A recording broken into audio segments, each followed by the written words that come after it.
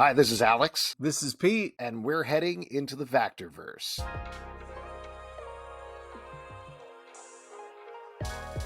I am Vactor, and this is the Vactor-Verse. Today on the show, I have some very special guests, some original comic gangsters. We have Mr. Alex and Pete from the Comic Book Club Live. We will be having Justin on. I think what I'm going to do is splice the two episodes together, so we will have them. But Justin's going to be a little bit separate due to scheduling conflicts, but he will be in the Vactor-Verse. Hollywood Justin. No, it's fine. We'll give him his lines, so we'll just leave long pauses, and then he can put in his answers later. It'll work out. I cannot tell you how honored I am to have the Comic Book Club Live members here today, because there's two podcasts that kind of got me into comics and into podcasts. It was Comic Geek Speak and Comic Book Club Live. Those were the two, and I remember both of your voices on my iPod, like video iPod, the very first iPod that had video on it. Yeah. And I was like, these guys are making a video show. This is great, and they do it live and all this stuff. So it is a supreme honor to have both of you on today. And for anyone who is new to the Comic Book Club Live, they are a live talk show and comic book podcast every Tuesday at 7 p.m. Eastern on Crowdcast and YouTube. Pete LePage, Justin Tyler, Alex Zalben. The live show has been going for 13 years. Man, that's longer than some of you have been alive out there. But these guys have been doing a fantastic job. They've got a podcast empire, which has continuously expanded upon. Now they're doing television podcasts like Riverdale After Dark, After Krypton, Inside Legion, Preacher Men, American Godcast, and The Stack. Ladies and gentlemen, please welcome to the Vactor-Verse, Alex and Pete. Hello, friends. Hello. It is an honor to be here with you as well. Nice We're very honored to hear all of that. So thank you so much. That was a lovely intro.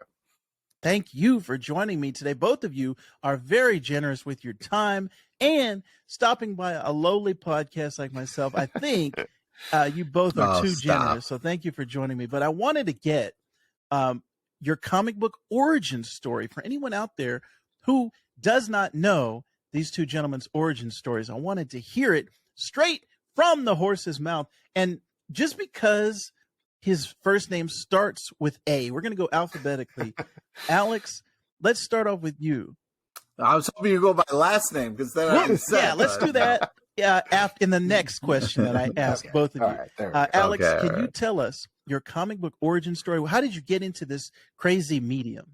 Yeah, can you tell us? This sounds like a challenge, but yeah, I'm up for it. So I was introduced by my dad when I was a kid. My dad would go into the city. He'd work into the city. He's an architect, was an architect, still is. New York City. New York City. And when he'd come back, he'd bring me a present. He'd bring me like a comic book. And back in the day, it was like Alf comic books and Care Bear comic books. And that's what he got me. But I was super into them. But the special treat, the thing that really hooked me, wasn't even him bringing me the comic books. It's when I'd go into work with him, we would stop at Forbidden Planet in the city. People might know there's one in the UK as well. There's one in New York. And we'd go there. And it's just, particularly for little me, the biggest, most magical place in the world. And that completely hooked me on it. The little asterisk that I'll put there, like at that point, collected comic books for years. I've told this story on our live show a bunch of times, but there reached a point where I was running out of space in my closet. And so I made a decision, do I go DC or Marvel? And I ended up selling all of my DC comic books at a comic book convention for $90. And it was like hundreds of comic books. And I was like, this is the most money I've ever seen in my entire life. But that set me down a Marvel path for a while, up until I started to get into theater in high school, at which point I gave up comic books. I was like, no, I have friends now. I don't need my comic books anymore because I'm super cool. I have friends I'm now. super cool with this theater crowd, the coolest people in school. And so I did read comic books for a couple of years, but then in college, I went to college in Ithaca. Pete also went to college in Ithaca. And when I was waiting for the bus in the Port I went Authority to of the New fun York school. at the Hudson News, they'd have comic books there. And I'd be like, oh my God, I have like an hour.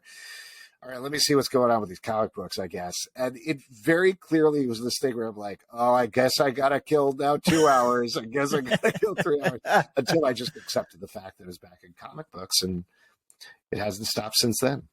Yes, that is perfect.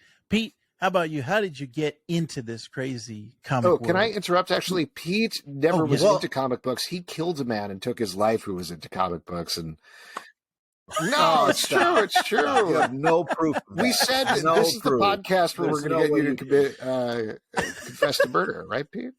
We talked about this. We texted.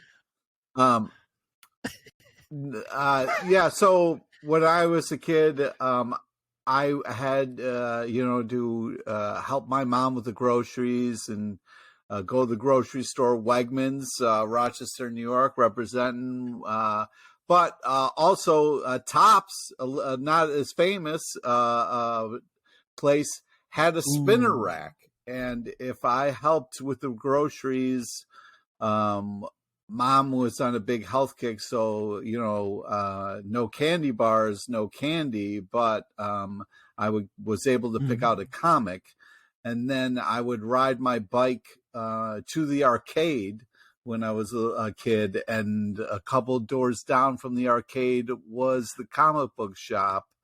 And the first time I ever went into a comic book shop, I found Teenage Mutant Ninja Turtles, Eastman and Laird, and I was hooked. I was hooked. It was the first comic I ever bought with my own money, and then I had to have every issue of the original Eastman and Laird's run. So it's just been such a fun experience. There has been times, like in certain times in high school and in college, that I kind of pulled back, but it wasn't until I went to New York City that I started to kind of go every Wednesday again. So I took a little bit of a hiatus, but I've always been a comic book fan, and it's been, once you're hooked, you're in, and it's been a glorious ride. I mean, I used to get, beaten up and thrown in lockers for my love of comics, for rocking a nerdy T-shirt. So it's nice to see the opposite happening right now. Although I do feel like the old guy was like, you don't know how good you got When it, you're kid. saying the opposite, by the way, Pete, you're talking about you're taking nerds out of lockers, right? Okay. That's right. Yeah, I find them a home.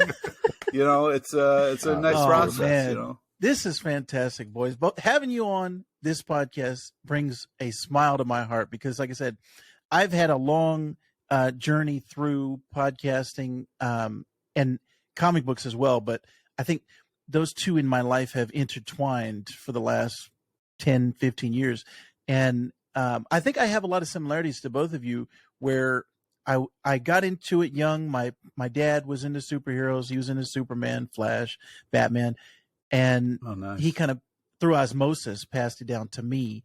And then as I got older, girls, sports, friends, I kind of slowly got out of comics.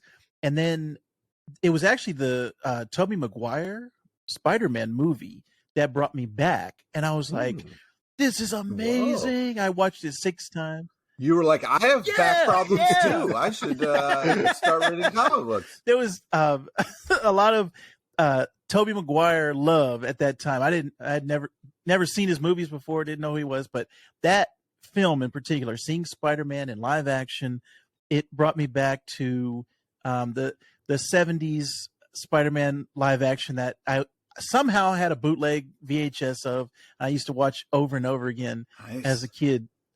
Shout out to VHS. And Pete, it's funny you say we don't know how good we had, those days, the good old days. I think about now, the kids that everything is TikTok and iPhone and everything's digital and all this stuff. And I'm like, you don't know the struggle we had. We had to go out of our house. We had to go to the store. We had to pick up physical comics. And, but yeah, I've had that similar, thing of looking at people and saying, man, it's so different. I was actually talking to Alex a little bit before we started recording about the way that our children are going to be exposed to the medium and how they're going to come up. They're never going to know a time without cell phones, without digital media, without the internet. And so it's just going to be, it's crazy thinking about that. And I wonder if my dad, you know, when he was into comics, when he was thinking about that, but that's neither here nor there. I'm thrilled that both of you are still in it, because there are people that get in and then they just fall out and then they just never come back to comics. But you two, like I said, OGs of the comic world and of the podcasting world. I'm so thrilled that you're still here. So me too. Kudos, I mean, just boys. one little note Yeah, I mean, that it's this conversation reminded me of, just in terms of like that period where I was out of comics. You saying the thing that got you back in, Tobey Maguire's Spider-Man, that like really hooked you on it. For me, I was still in this period where I was pretending that I wasn't into comic books, and I would hang out at Forbidden Planet, you know, as an adult in college, and then like a little after college, doing the absolutely reprehensible thing of just standing in there for hours reading the graphic novel. I know, absolutely terrible. But like I took it this way of like, oh, research, you know, I want to understand what's going on, catch up on the things that I didn't know. But I don't know if I want to buy this stuff. Research. The first graphic novel that I bought after a very long time was 1602, the Neil Gaiman book, which I thought was very interesting because I was into Neil Gaiman and like Sandman from back in the day and all this stuff. So I was like, okay, I'm interested in that. But the thing that broke me was, in the best way, in a positive way for this podcast, was Countdown to Infinite Crisis. You remember they released a one-shot? Yes. Where, so I had just been following for a while. I was so interested by the fact that and they do this all the time, but the DC was like layering in this stuff for years, just in the background leading up to this thing. It was, if I remember correctly, a 99-cent special. And yes. I was like, well, that's not a lot of money. But I can so distinctly remember standing there frozen in Forbidden Planet in my head going like, if you do this, it's all over. It's all over if you buy this one comic book, this one floppy pamphlet, there's no going back from this point. And there wasn't. And that's what I started going every week. I started buying them every week. We ended up doing the show, and we've been doing it for over 15 years.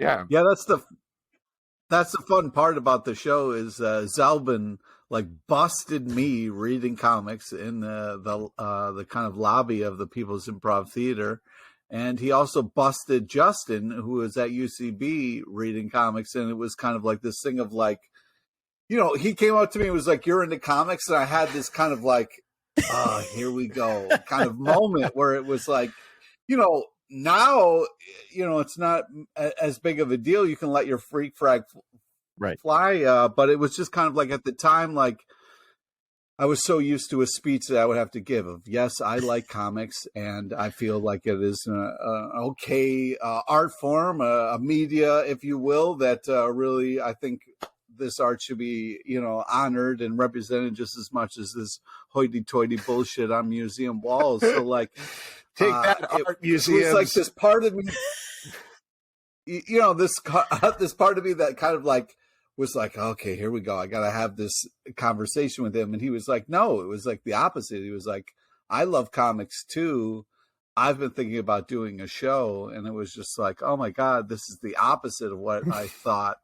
Because normally someone's like, you read comics, and you gotta be like, all right, here we go. I might have to fight this guy. That's, you know, it was. Yeah, that's very interesting. Having to be defensive, like your armor is up, your guard is up, having to defend your love or your passion. That is something that I remember around that time.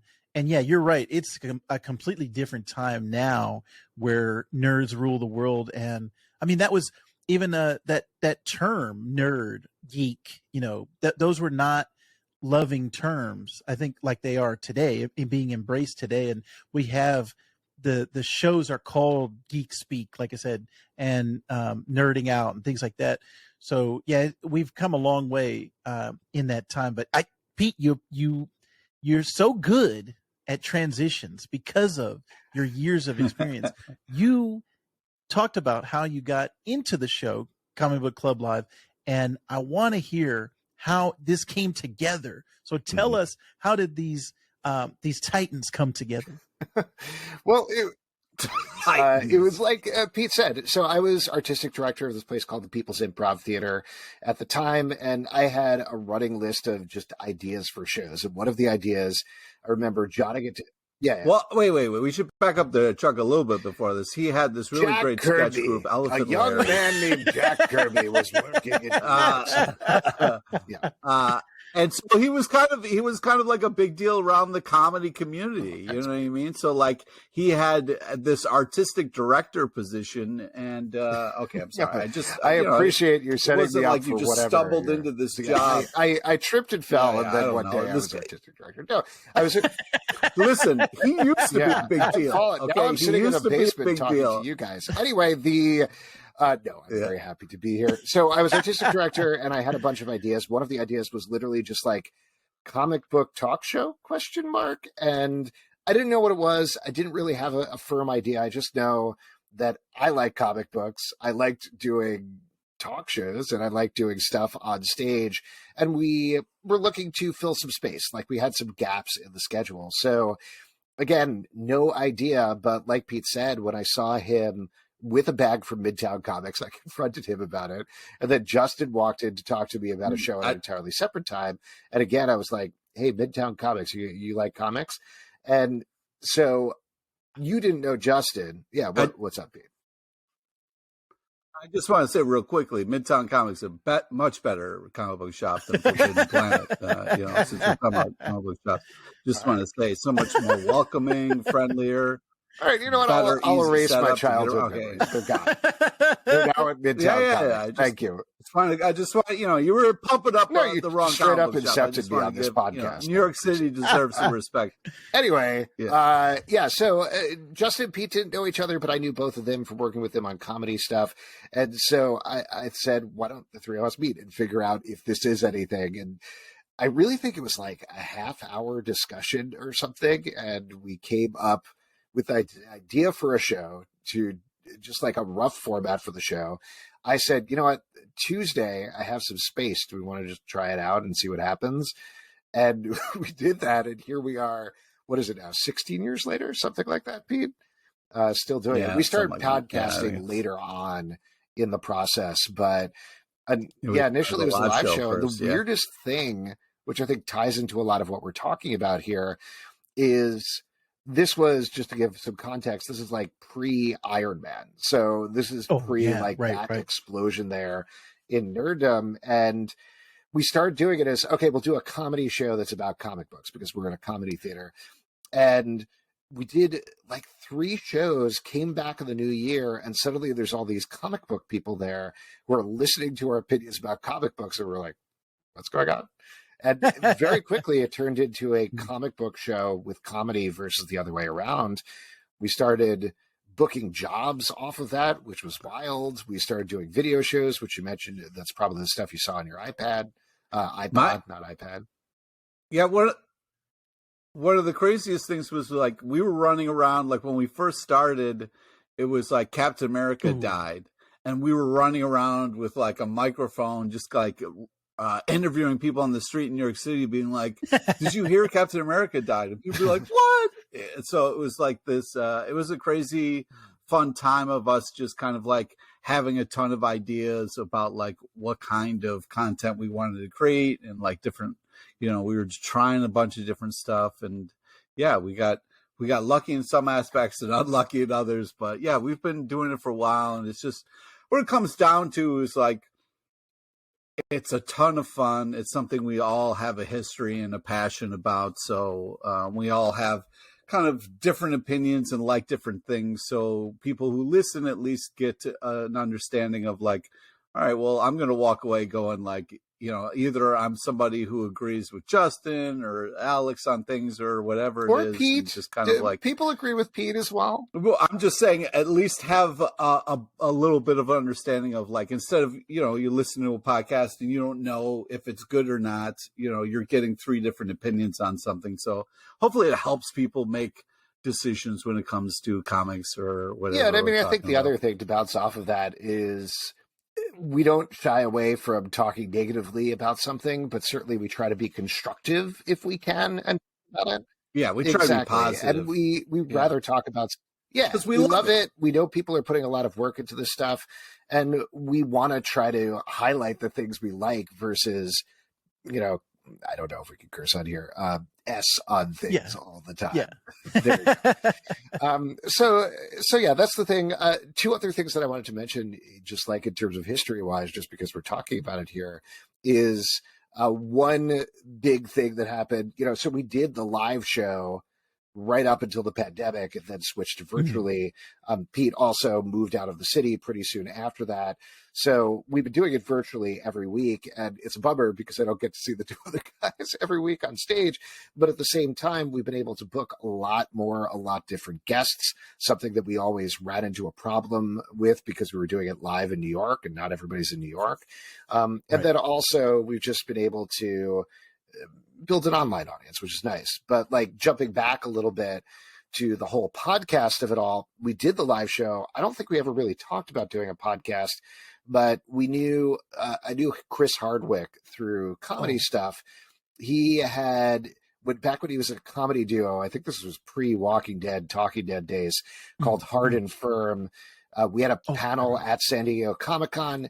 They came on as the musical guest. It was this crazy panel where, frankly, I don't think a lot of people were there to see us, but we ended up in this like 1,000+ seat room right before the Buffy the Vampire Slayer sing-along.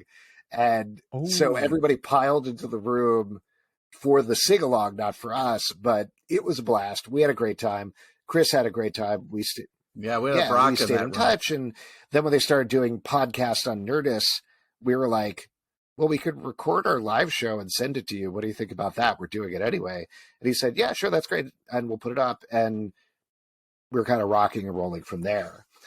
So that was like one of the big developments that really changed the way we do things, because I think as soon as that started to happen, we still kept with the live show, but it really started gearing more and more towards the podcast, because that was the thing that was reaching, frankly, the wider audience.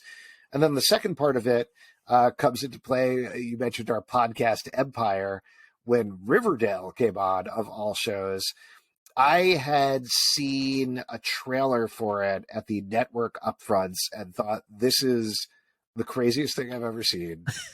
We talk about the Archie comics. They're ridiculous, but this is bonkers. And I knew through my job, I was probably going to get a couple of episodes in advance. So I figured, all right, I'll check it out. I'll see what it's like. Thought this was insane. Thought this would be a fun thing to talk about. And so I said, hey, I know we already have our podcast. What if we did another podcast recapping Riverdale? And so he said, sure, same as Comic Book Club. We're like, yeah, we'll try it out. We'll see what happens. And now we're in the final season of Riverdale. We've done, I want to say conservatively, like there's been 119 episodes of Riverdale. We've probably done 150 episodes of the podcast. We've expanded into so many other TV shows, a regular Marvel podcast. We just kicked off a DC podcast called Sons of a Gun. We got all these things running, and Pete hates me because I monopolize all of his time. So sorry, Pete. Yeah, I have no more free time. Man, this is great. Like I said, the passion and the love that you have for comics in general is inspiring to me, and that it's still going, and it's the fire is still burning strong with both of you, and hopefully Justin, when he comes, he'll be able to give his imagine if he came on here and was like, I hate comics. And I try to do that as well, because I think there's so much, especially on YouTube, there's so much clickbait, and there's so much the opposite opinion of, okay, I want to be outlandish. I want to be the hot take of, I hate this, everything is bad. And it gets a lot of, you want those views, you got to get those numbers. Gets a lot of clicks, but then I almost feel like they're selling their soul to a certain extent to do it, because I can't imagine people hate that much stuff that, you every single thing you watch you hate, or everything you that you listen to you hate or read. I'm like you, I want to spotlight the things that I love, the things that I really like, and the things I don't like, I just won't talk about those things. I don't have to waste my time, promoting or saying negative stuff, putting that out into the air. So I like to be positive and tell people what I like about comics. So I'm very similar to both of you. That, Pete, I wanted to ask, you started with TMNT, you started with the Turtles. Are you still, where's your turtle love these currently in 2023? Well, I mean, what's been great is there's been of late a Teenage Mutant Ninja Turtle boom, right? We got the last Ronin, which was unbelievable, and the game. Oh my God, they're comparing it to God of War. Like that sounds insane. That's really awesome. And the Jenica stuff, the new turtle. I love the way that they did that, and I thought that was such a cool to kind of give a little fresh blood into it. Yeah, I mean, I want to love it. So I'm always excited when they give me a reason to it. But it's been kind of like, it's been quiet for a while, and also it's tough because, I mean, you talk about like people working together and then not working together, falling out of the game. Like those two created something that was just such a monster and such a cool thing. And then it got kind of like chewed up and cartoonized and, Saturday morning and, don't get me wrong, as a kid, I kind of ate that up too, but, it took its toll on them and, they kind of, so that's been tough. As a fan, if the two people kind of created it can't get along enough to kind of keep doing it. So that's why I was really excited about the last Ronin, a project they kind of came up with together back in the day. So, but yeah, the Turtles, I've always had a huge soft spot for Turtles. For me, I come to comics because I want to see the world better than it is, the hope, the love, the way things should be, the way people should act, like all these things that comics kind of represent for me is just, like the putting family above all, not to kind of be fast and furious about it, but that's kind of what the Turtles is all about, family and, doing what is right. And having a code that you kind of live by. I'm a sucker for that kind of stuff. So yeah, I was very much like drawn to that and have a love for that for sure. I mean, for you, like, what was it that like about comics that really kind of,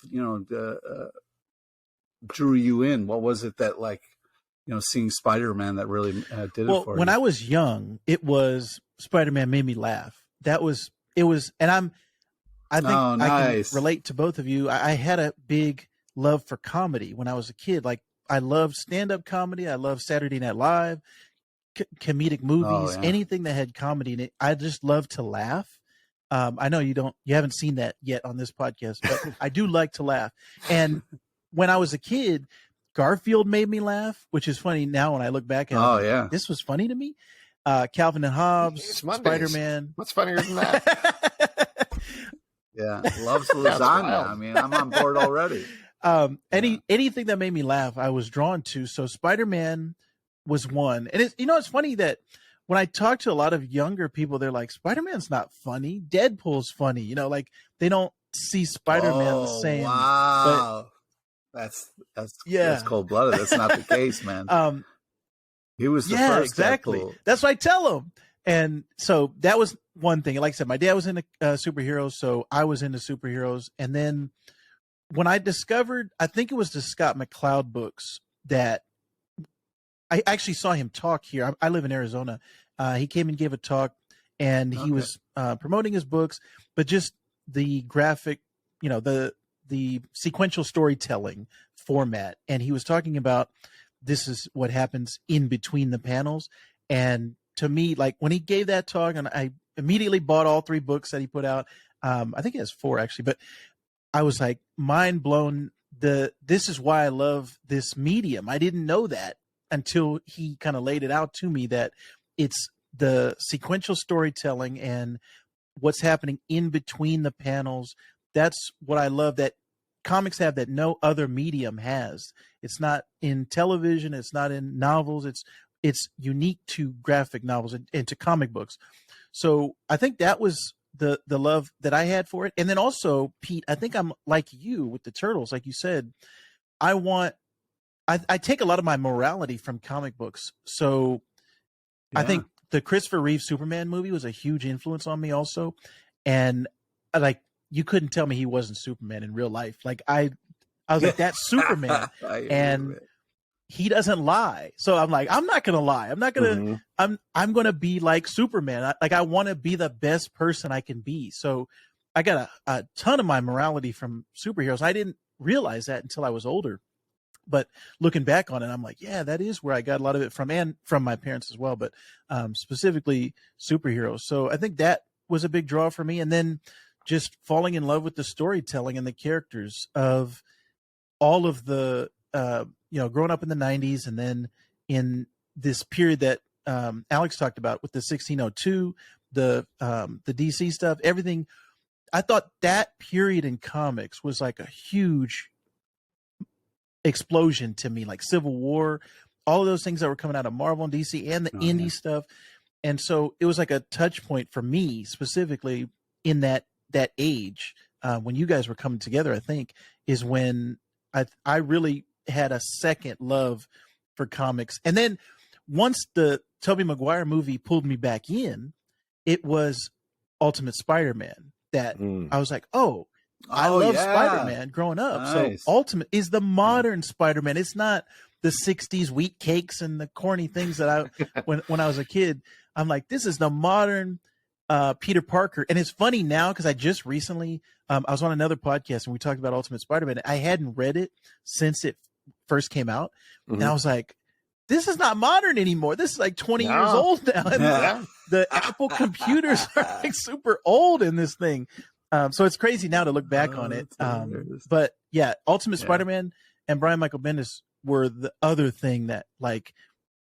Yeah, that was huge. That was such a cool. Those covers were amazing. Those team ups and stuff. So, that was a time all of that for stuff sure. Was crazy for me. And then fast forward to now, I have a 2-year-old son, and I was talking to you guys off mic, off camera, and I was talking to you about my love of Miles Morales. And really, it's very personal to me because I am African American. My wife is Latina. So my son is Miles Morales. Like when I see him, I see Miles Morales, and that it means so much to me, like the representation on the screen. And I'm hoping, Alex, we were talking about this also off mic, of I hope he likes superheroes the way that I do, and he can look at Miles Morales, especially by the time he's older. There's going to be so much Miles Morales stuff. He can look at that and say, oh, that's me. That's my character. That's somebody that I can relate to. The way that his mom speaks Spanish to him and my wife speaks Spanish to my son, it's like that. It just means so much to me that character exists. Wow. And I was also, even before I met my wife, before I had my son, Brian Michael Bendis creating him and coming out of the Ultimate Spider-Man universe, that was a huge character for me. So yeah, all of that to say, now we are in this great era of Into the Spider-Verse, Across the Spider-Verse, the Spider-Man video game, the Miles Morales video game that has come out. All of these things are just fantastic showcases for the character. And Miles has continued to evolve from when he came out of Ultimate and now what he is today. Alex, are you currently into the Miles Morales book, the Cody Ziegler book that's coming out? Yeah, I like the current one that's coming out. I felt like the previous one got, with all the alternate Miles Morales and everything, got a little too complicated for me.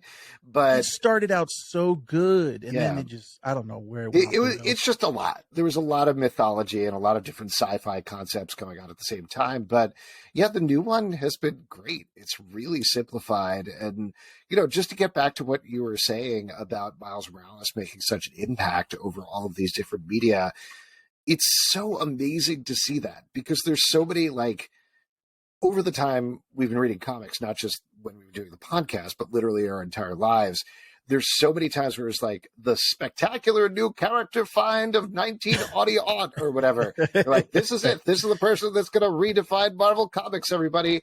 And you look back and you're like, I don't know who that is. I don't remember that character at all. But that we have had characters that have really stuck around and people have been passionate for in the modern era is so great. I think Miles Morales is definitely one of those where people, Brian Michael Bendis created him, but other creators have been like, we're not letting him go. We're not letting him disappear like those other characters. Miss Marvel is another character like that who could have been somebody who stuck around through G. Willow Wilson's run, but ultimately multiple creators and multiple people have said, no, she's a special character. She's interesting. We got to figure out other ways of using her and keeping her in the zeitgeist.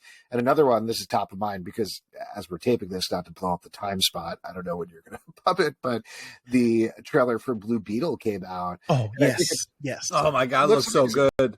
It looks so good. I'm so happy. I wanted it to be good because the comics, I mean, when Blue Beetle is great, it's really great. But that's what I was getting at, is that we have this amazing first run on Blue Beetle, and they really tried hard to push him, but it didn't quite stick. Like, the character is stuck around, and people have brought him back here and again.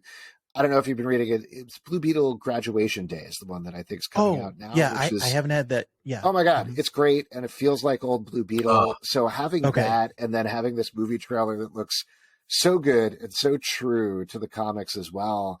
I love that. I love that we have all these characters that really represent different people and represent different groups, but more than that, the idea that people are not letting them go into the night and not letting them disappear into the back bins.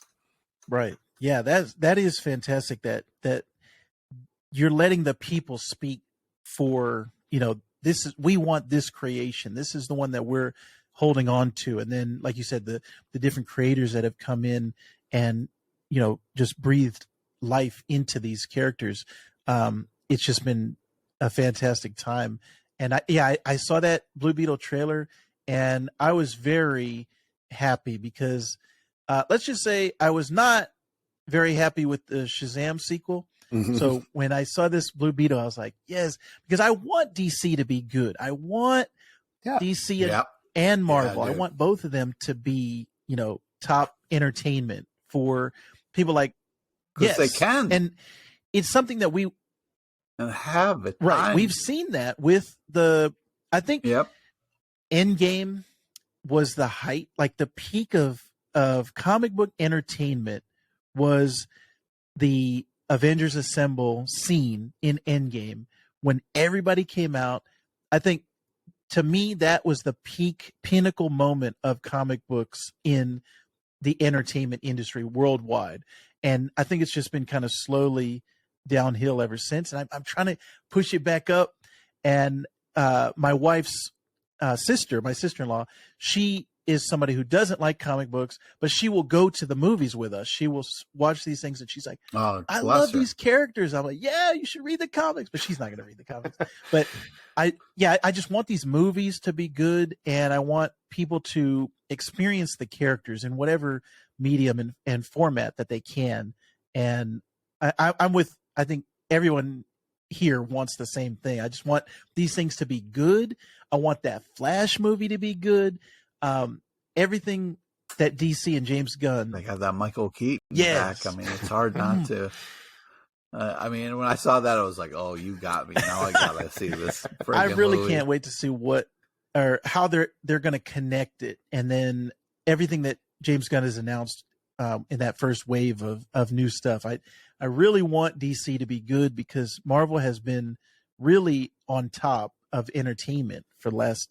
I would say the last decade. Well, I think the thing that he's doing is really smart, and we've talked about this a bunch on our podcast, but what he's trying to do is create different, or seemingly different tones for these movies, different ideas for these movies. And I think you're absolutely right that Endgame is that pinnacle of those 10 years of superhero storytelling, not just for Marvel, but across the board from everybody. And now what you got to do to break out is you can't do the same thing. And Marvel, which, mind you, I love, but they're doing a lot of like, it's this, but 10% different. It's this, but maybe 15% different if we get there. And you got to kind of break things. You got to take chances like Marvel was doing in the first couple of years of their existence and really change things up. DC did not, I don't think, and I was always rooting for them.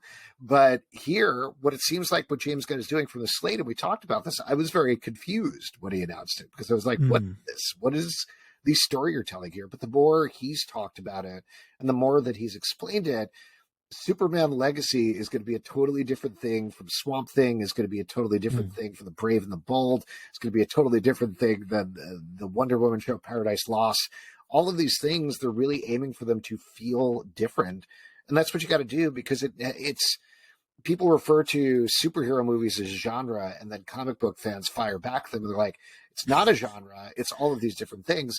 And in essence, you're right, except for the fact that it is all kind of the same. So if you can get to this place where they are different in your understanding, that's part of the reason we love comics. Like we're bouncing around, like we're talking about here, is you don't know what you're going to get necessarily when you open it up. Some of the stuff might be in the house style, but some of the stuff is like, oh my God, this is Frank Miller doing Daredevil normally at first and then going absolutely wild later in the run and redefining the way that you could do comics.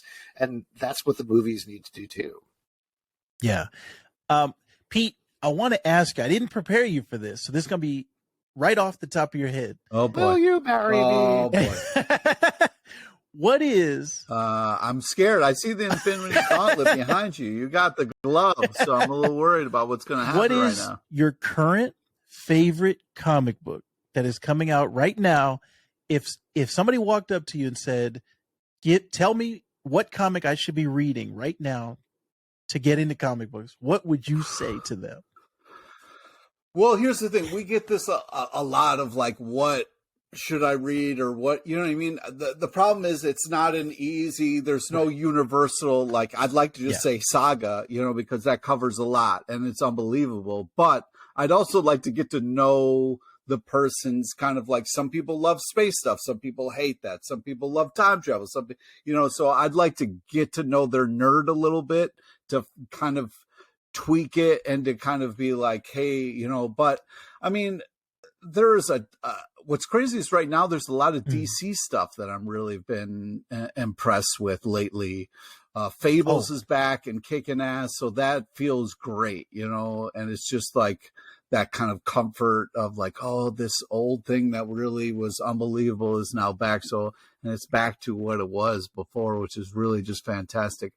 But yeah, I mean, there's a ton of stuff. I mean, the Punisher right now is doing new things in ways that like really, as an old school Punisher fan, and not to sound like a psycho, but like to kind of have new things invented for a character that have been around for a long time has been great.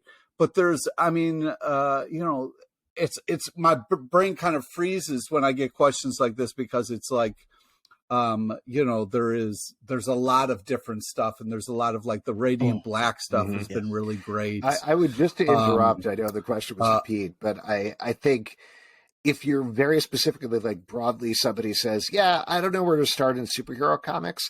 Absolutely, the Massive Verse books from Image Comics, starting with Radiant Black. But if you haven't read it, they have a bunch of other spinoffs. They have Radiant Pink, Radiant Red. My favorite is Rogue Sun, which is a little like more magic inflected than sci-fi inflected. Oh yeah, Rogue and it's Sun's doing great. some really creative stuff with the books as well. But they're very accessible superhero books. So that's something, like Pete's saying, you kind of got to ask first, what movies do you like? What TV shows do you like? What books do you read? Yeah, exactly. Yeah. I guess in this scenario, it is a clone of Pete walking up to Pete and a clone of Alex walking up, and you know them because it's you. And they're, let's say they're coming from an alternate universe, and they're like, hey, what do you read on this Earth? And so what books would you give to them? And by the way, Pete, in this scenario, this is after you're done beating the crap out of yourself. Yeah, exactly. After a crazy fight that would ensue for like the ranking of like, how dare you? Alex, what you were saying earlier about Pete murdering somebody, that makes sense now with the Punisher love that Pete was talking about there. That makes a lot of sense. I will throw out two books that came like top of mind for me. The first one, I Hate This Place from Image Comics. Kyle Starks is doing amazing, fantastic stuff. For anybody who doesn't know this book, it's basically two women move to a house. I think they inherit it, right? They inherit this farmhouse, and it's filled with every horrible thing you could imagine. There's ghosts, there's aliens, there's some horned creature in the woods, there's horrible fire monsters. And so it's every horror movie at the same time, but exactly with the title. They hate this place. They're kind of pissed off about it. So it has this fun, funny tone at the same time. And the other one that I was going to mention, oh gosh, now I blanked on it. But I would say, like, I love the Vampire. What can you describe it? Maybe No, I literally don't remember. But the Buffy the Vampire Slayer book from Boom Studios that's coming out now from Sarah Gailey. I've been a little back and forth about some of the Buffy the Vampire Slayer comics. Some of them are good, some of them are okay. But Sarah Gailey did this book called The Last Vampire Slayer that was basically an old man Buffy book. So good. Love that book. And then she took over the main Buffy book. And this is called, it's not Buffy the Vampire Slayer, it's The Vampire Slayer. And it takes place in a different continuity than the TV show, but the basic concept is something happened where now Willow is the Slayer and Buffy is a regular human being. And so everybody's like kind of reminiscent of how they were on the show, but a little different in a different way. And you don't know what's going on. So there's an overarching mystery, but it absolutely nails the humor of the show in a way that I have not seen since the show. So as somebody who is a fan of that, has complicated feelings about Joss Whedon right now, seeing a new team take it on correctly in a new way made me very happy as a fan of the property. A power bomb and something is killing the children is also really remarkable.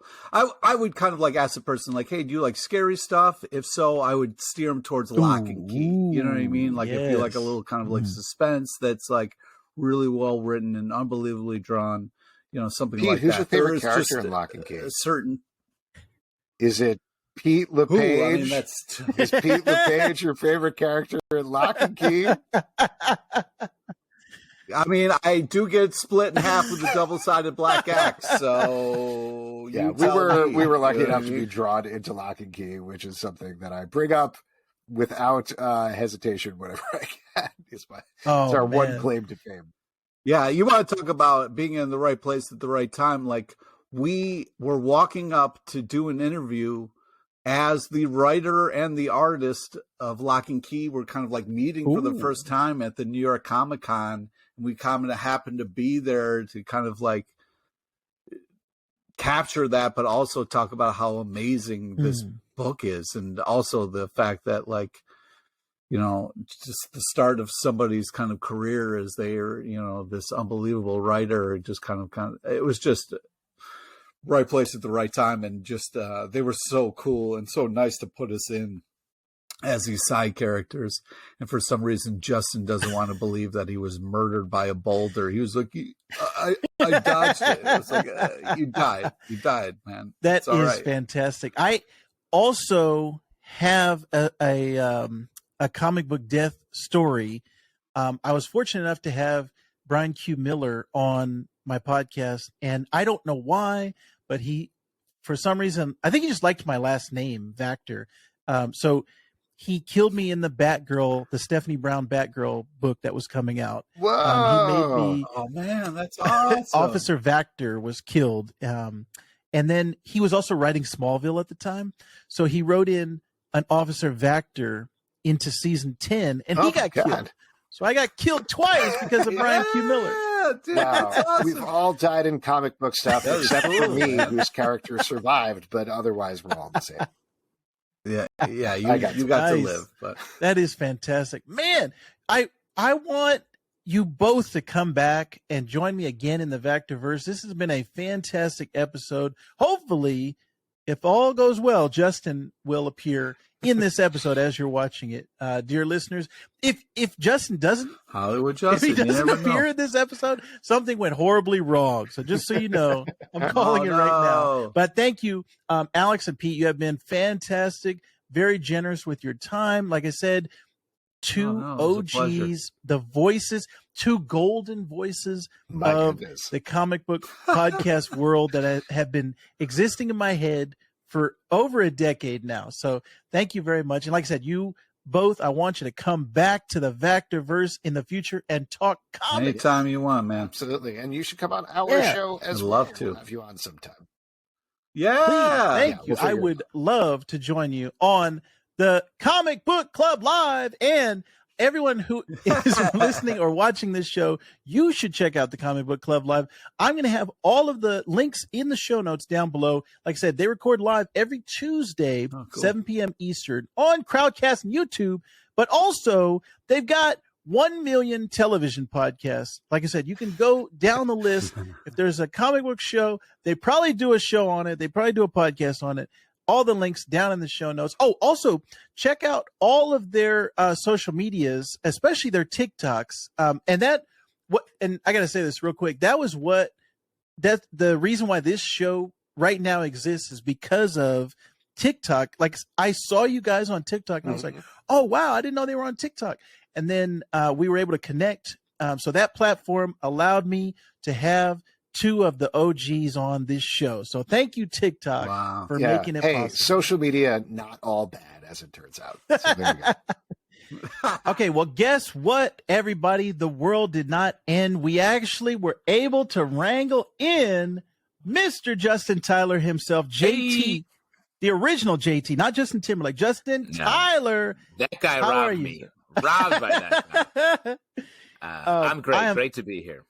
Thank you very much for joining me. I'm glad we were able to make this happen because, as I said on the Alex and Pete portion of this episode, you guys have been a huge inspiration to me as a comic book guy and as a podcaster. So thank you very much, sir. So I wanted to give you your flowers individually and say, Justin, you are a good content creator, sir.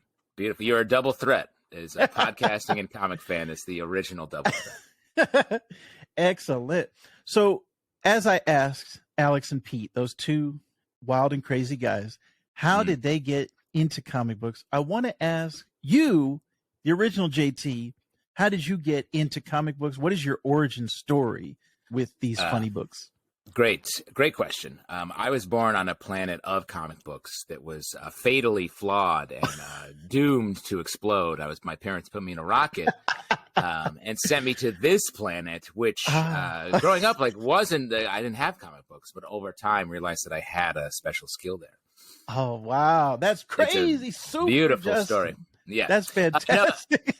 More realistically, my parents, in a move that they may have come to regret, put comics in my brother and my stocking at Christmas time one year. And I remember the issues in mine. It was an Avengers Atlantis Attacks issue, I think. And then we had an issue of, I think, Web of Spider-Man, where he had the Captain Universe powers, I think. And he was like flying upward into space, or he had just lost them. And he couldn't save himself. So he had to, he web shot onto a passing like 747. And I was like, what is this? I love this. This is wild. It stuck in my brain from there on. And so I started with that. And then we would spend summers up in my parents' hometown, way upstate New York. Like, I'm talking Canadian border level stuff. And the local gas station, which was like 2 miles, 3 miles away, would had a spinner rack. And so my brother and I we would be up there all summer, just like in the woods. And we would be like, let's go. And we would walk the 2.5 miles, pick up comics, annuals. That's where like Vibranium, Vendetta, all that stuff I was getting into. Pick up as many comics as we could get and head back to the camp. Read them as we were walking because not a lot of traffic, so we didn't have to worry. Nice. Man, your origin story, I always find people's origins interesting, how they got in. And you were kind of on the other side of the country. I was in California, and I had kind of a similar origin. Like, Spider-Man was how I, like, everything. It was like 6 degrees of Spider-Man. It was like, all right, Daredevil, that's Spider-Man's buddy. That's his friend. Kingpin, that's his enemy. So, like, everything was through the lens of Spider-Man. And that Captain Universe storyline was one of my favorites as a kid. I remember I used to like role play comics as a kid, like, oh, I'm Spider-Man and I can do this, and you're Wolverine and you could do this. Right. But I would always like when it came time to pick, I was like, Captain Universe, Spider-Man. No, you can't pick Captain Universe. He's got every Too single powerful. power. Come on. Well, that's why they took those powers away eventually. Man, so I have a love for Captain Universe, Spider-Man, and anyone who has read that storyline, you're okay in my book. So JT, you passed the sniff Pass test. the test, great. And so after that, I was just a lifelong, go to the store. They held my comics, whatever. And the part that was tested the most, though, after college, I traveled for a year on like a grant, basically. So I was out of the country, away from all of comic books for an entire year. And my comic shop held my pull list. And I came back. My dad had picked them up, and I had truly 12 months of comics, a stack beyond all stacks. Wow. And just to bang through. So that was the most comic book moment for me. Nice. What do you mind saying what year that was? That was excuse me. That was 2001 to 2002. Nice. Okay. I guess it was mostly 2002 because I graduated college in 2001. So it was okay.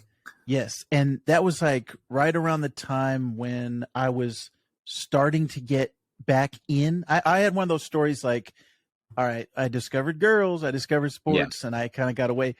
What really pulled me back was the Tobey Maguire Spider-Man. I saw it in the theater 6 times, and I was like, oh, wow. I was like, what is going on with Spider-Man in the comic books? And so that got me to get back into the shop. And then it was Ultimate Spider-Man that like hooked me. I was like, all right, I'm going to read these for the rest of my life. Like, so that was, you hear that storyline. Like I don't think we knew at the time the impact that Ultimate Spider-Man had on comic readership, because everyone was like, they're doing the Ultimate line. It's going to be a new Spider-Man. We're like, wait, I don't know if we need this. Sure. And it really left a mark. I don't know if people have talked about that. Yeah. Not only like just, that was the basis of the Ultimate Universe, but I also feel like Miles Morales coming out of that, like we would never have gotten Miles Morales if it wasn't for the Ultimate Spider-Man line. So yeah, that is, I think, something that people don't talk about. And at the time it was just like, oh, this is a side thing, and I have to keep this like ultimate Earth separate from 616. But as like I told Alex and Pete this, reading Ultimate Spider-Man when it first came out, and you were like, oh, this is modern. This is not, Aunt May's wheat cakes in 1960s. Like, this is not that old stuff. And now I recently read it for another podcast, and I was like, whoa, this is kind of dated. Like the Apple computers and the technology. I was like, this is not what I remember, 20 years ago. But it's like, I don't even think of that 20 years has passed since Ultimate Spider-Man came out. But yeah, I'm right there with you. It's like we did not know the impact that Ultimate Spider-Man was going to have. Actually, real quick, what do you think about this the new Ultimate thing that's coming out? Is it Hickman? Is Hickman doing it? Let's see. What is he? It's like he's doing. He has a whole new thing. He's doing Wonder Woman coming up here in a minute, and then he's got that's Tom King. Tom King's doing Wonder Woman. That's right. You're right. There's that new Hickman that's coming out this June. I'm looking it up as we speak. Ultimate Invasion, that's what it is. Brian Hitch and Jonathan Hickman doing Ultimate Invasion. What are your thoughts on just bringing the Ultimate stuff back? That to me feels like it's perhaps related to the larger MCU stuff that because I feel like they've been pulling in a lot of incursion is a buzzword we've started to hear in Doctor Strange and whatnot, and I think they're sort of reminding us this Ultimate Invasion feels like it's like, remember this stuff. This stuff's important again. And it was confusing when you first read about it, if you remember. If we all remember what a wild time Hickman's Avengers into all that stuff, Secret Wars was. And I think this is sort of like probably a cleaned up version of it that's just a little more streamlined that can get us the whole shebang. That makes sense. Definitely. I mean, it's wild speculation because I don't think I've heard any actual announcement about any of this stuff. Yeah, like what is it? Like just the fact that it's Ultimate, after the Ultimate Universe ended, it has got me kind of curious. Like, what is the story? But I trust Hickman. Like, I'm a huge Hickman guy, so I trust whatever he's about to do. So we'll see. And I definitely will be following the Comic Book Club Live's coverage of all the Marvel stuff. And that's what I wanted to talk about, because the Comic Book Club Live has been a staple in my home for years. And I asked Mine Alex too. and Pete. I asked Alex and Pete kind of how they came about it. And they sprinkled some Justin in there, but they didn't give me just a sprinkle. Wow. I thought it was more of a core ingredient, like the eggs or something. They had just a little bit, but I want a dash. I want the full JT experience. So from your perspective, how did Comic Book Club Live come about? How did the three superpowers come together? It's it's like that Batman the Animated Series episode where you hear the story from three different angles, the Rashomon of it. Yes. So you're getting each side. I had, Alex, Pete, and I were all comedy people in New York City at the same time. Coming up, I was at the Upright Citizens Brigade Theater. They were at the Pit, the People's Improv Theater. So it's like rival, like Romeo and Juliet style, two houses who could just never the twain shall meet. But I had known Alex because the first sketch group I was in was called Cubicle, and we were up against his sketch group, Elephant Larry, in this like head-to-head sketch competition where you could win $500, which was, you don't get paid for comedy, really, right, especially at that back then. So like that was like a real prize. And Alex's group, Elephant Larry, was like established, like been around for a while, and we were sort of young upstarts. And it was like round after round, it winnowed down. That was just us head to head, and we ended up beating them. Oh, and they were not happy. And that's fine, especially Alex. And the other people on my team, not me, were like sort of jerks about it. So I was like, cool it, everybody, don't rub it in their faces. Like they had the money on stage. It was like a bad. I was like, don't be mean, especially someone, Alex, who I would then know for basically the rest of my life. It seems like those other people I don't really see anymore. So I'd known Alex, and then Alex was the artistic director at the People's Improv Theater, and I walked in carrying a Midtown Comics bag, which I don't know if we remember. Midtown Comics, great comic shop. They sponsored our show for many years, Comic Book Club. And so back in the day, you didn't see comic books everywhere. It wasn't, this is pre the movies, pre MCU, yep. 100%. So like, you see a Midtown Comics book, you're like, oh, I have an interest with this person. Let me check in. So Alex was like, spotted me. And then like days later spotted Pete. And then next time he saw us both, he was like, I've always thought it'd be cool to do like a comic book show. And I was like, 100% in. And it won like December. I think it was like, weirdly, the first show was like December 18th or something. Like very odd time to be launching anything. But we just started doing it as a talk show, built up this crowd of comedy fans, not even comic book fans, comedy fans. And we took a hiatus in the summer the next year, lost our whole fan base, but then from then started building up a comic book fan base. And from then it was, we started recording the show, and then very early into podcasting before that was like a huge thing. Right. And have worked a million different jobs on the side in relation to, we've done cons, we've met everybody in and out of the industry. So yeah, it was a real Cinderella tale. Yeah, that is fantastic. And since you were not here, I will give the praise, as I did to Alex and Pete. You have been one of the core voices in my head for the last 15 years, the comic book voice, and you guys have been a huge inspiration for me speaking to comic book creators and having people on, also just like doing it every week, where it was like you were talking about comics every week. And I'm still trying to get to that level where I can read as much as you guys are reading right now, and then also talk about as much as you guys are talking about, because I'm like so far behind. I don't recommend necessarily reading as much as we do. It is a lot.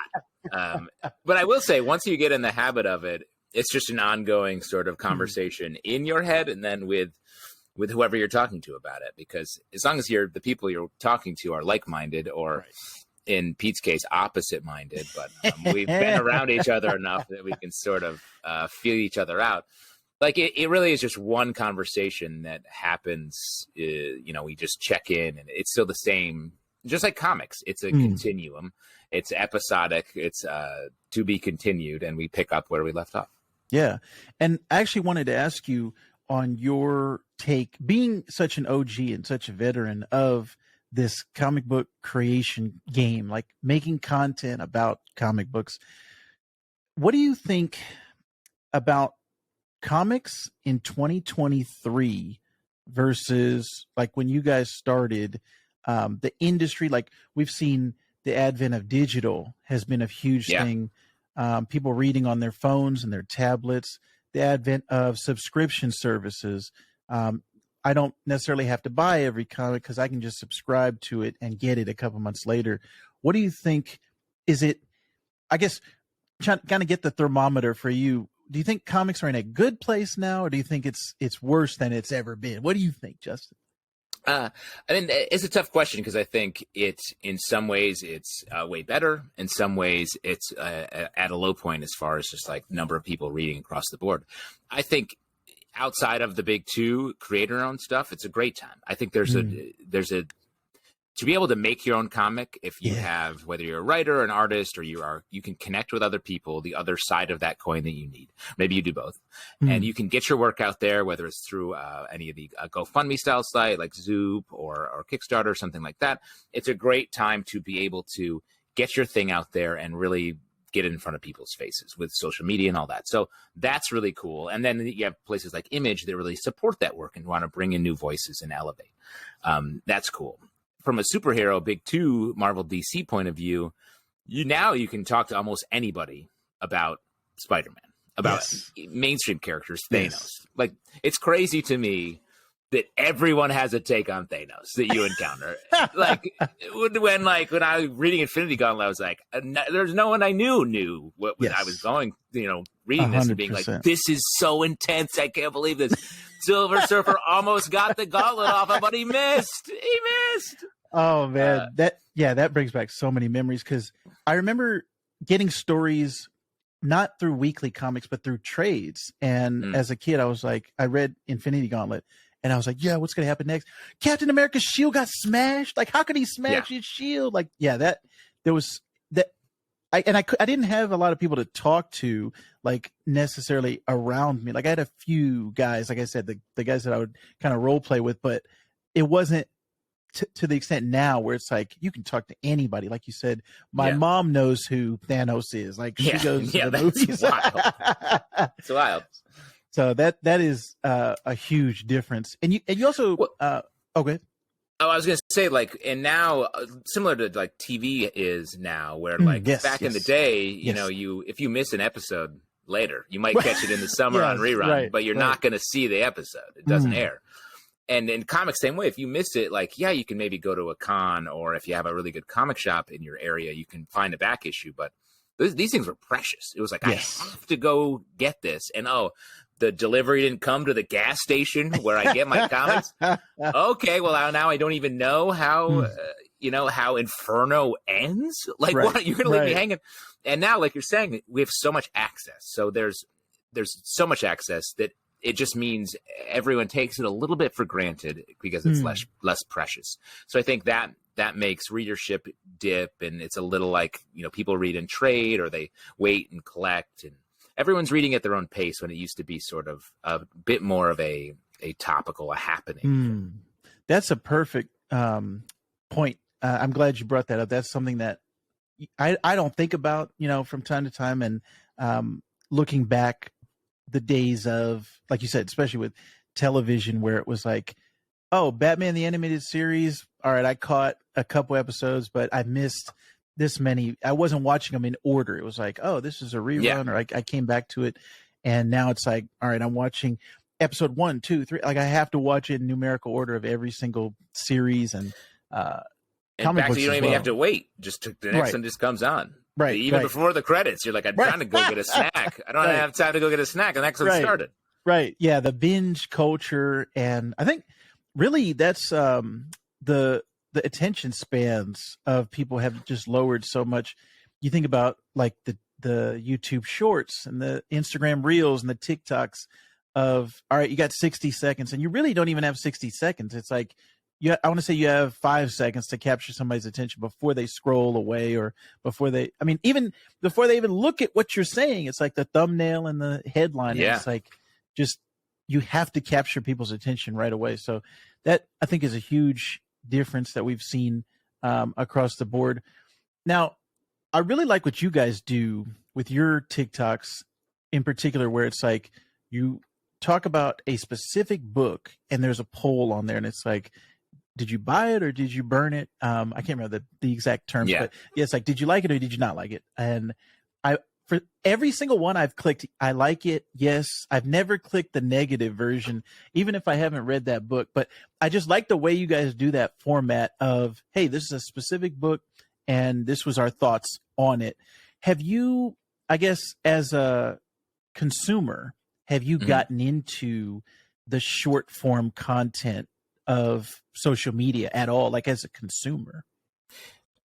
For podcasts and comic books, I mean, yes. For us, like the doing in that format, like that, we cut up basically episodes of our much longer comic review podcast, The Stack, which started as like a 15-minute segment, and then now it is truly an hour and 20 minutes of us going hard on a stack of like sometimes up to like 35, 40 comics. Hey.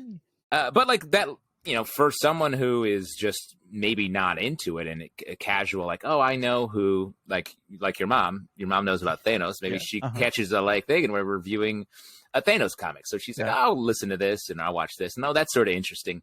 Like, I don't want to say we're like baiting the hook there, but like we want people to, watch it in any capacity. We want to bring up hype for comics. We're positive. It's not like we give every comic a positive review, but like, we're generally like, we're not haters. It's just like, we love these things. We love everything about them. The fact that there's so much, negativity in comic book culture is a bummer. So anything we can, so that's all to say, like, I do like short form, and I think it's a way for the comics to sort of thrive a little bit more and bring in more people, which is something when the MCU and even DCU is sort of starting to make some waves, are the most popular form of content, yet comic readership isn't going up. It's like, let's get small a little bit and find ways to bring people in. Yeah, man, that it's like I said, there's just been so much change from when I think we all got into it and when podcasting first started, and even just the advent of podcasting being like, hey, I can do this from my basement. I can do it, anywhere. If I have a microphone, and usually I think it started out with just if I have a microphone. Now it's like if I have a cell phone, like I can film myself. Yeah. I have a camera. Most of the time it's like all these phones are like 4K now. So you got the great quality. So anybody can do it basically now is what I'm saying. And in the 80s and 90s, you had to have either a public access show or you had to have like an in the industry. Now anybody can do it. So that's fantastic. I could be here talking to the original JT, and this is something that could have never happened before, just through the internet, just having this time. So I love this time for not only comic books, but also podcasts. And I'm happy to be a part of this industry. I'm like you. I don't like spreading the negative thoughts. It's like, there's stuff that I don't like, but I'd rather spend my energy on, hey, this is what I like. This is what I want you to like. I want you to read this and see if you enjoy it the same way that I do. So I'm the same way. I just want to promote comic books. And that's why I like having you on here and having everybody from the comic book club having this just kind of, hey, if you like comics, you like these guys. These guys love comics. So check these guys out. So I'm really happy that you joined me here today, and that you have been so generous with your time, sir. Pleasure. I'm very Come on. happy. There's a reason we make so many podcasts. We like to sit and jaw about all this stuff. Like, I'll talk shop all day long. So Yeah. Happy to come back anytime. Excellent. Before you go, I asked Alex and Pete this, so I got to ask you. This was not something that I prepared you for, so this is going to be straight off the top. I love it. If I walked up to you in a comic book shop and I said, Justin, what is the best comic book coming out right now? What would you say to that person? That's a great question. Question we get a fair amount. And I would have to ask a follow-up. As long as they weren't like, it wasn't a clock ticking, I'd be like, what's your deal? Are you trying to just get something wild, weird? Or are you trying to get some straight up superhero love? Yeah. Because if they're like just trying to get into like, I want to do something like off the beaten path, I would throw them to Ice Cream Man. An Image comic that we've been hyping it forever. If they were like superhero, but I get enough Marvel and DC in my TV and film, I would point them toward the Massive-Verse comics coming out of Image. Yes. Which is like, feels like a little pocket universe that is doing a variety of it's a little bit Power Rangers-esque, but beyond that, it's very much like a superhero world building that is just really good, really accessible. And then from the big two right now, I mean, what's happening the Tom Taylor Superman stuff, I think both, and Philip Kennedy Johnson Superman stuff, I think is also great. But the Tom Taylor specifically feels like, hey, you like Superman, you like comic books, straight over the plate superhero comics, get in here. It's really good stuff.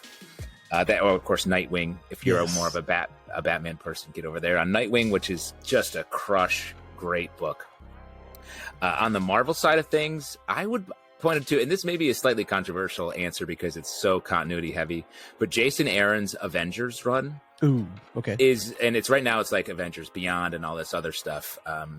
But like, it's so intense and so like putting the toy box, getting out the toy box, and rather than picking out one thing, shaking it until everything is messed up and mixed up, and really getting the toys out then. So yeah, that's like 9 recommendations. That is fantastic. That if I was in a comic book shop, that's what I would want to hear. So thank you, sir. I'm very appreciative of that, and appreciative of you coming on the show. Like I said, all the links are going to be down below. And you know what? I filmed an ending with Alex and Pete, but I'm throwing that away. I'm throwing that one in the garbage. This is going to be the ending of the podcast. So I want to say, everybody, check out all of the stuff down below. Comic Book Club Live has 1,000 links, 1 million podcasts. And I want to let everybody know that Alex loves comics, Pete loves comics, Justin loves comics, and you should too. Yeah.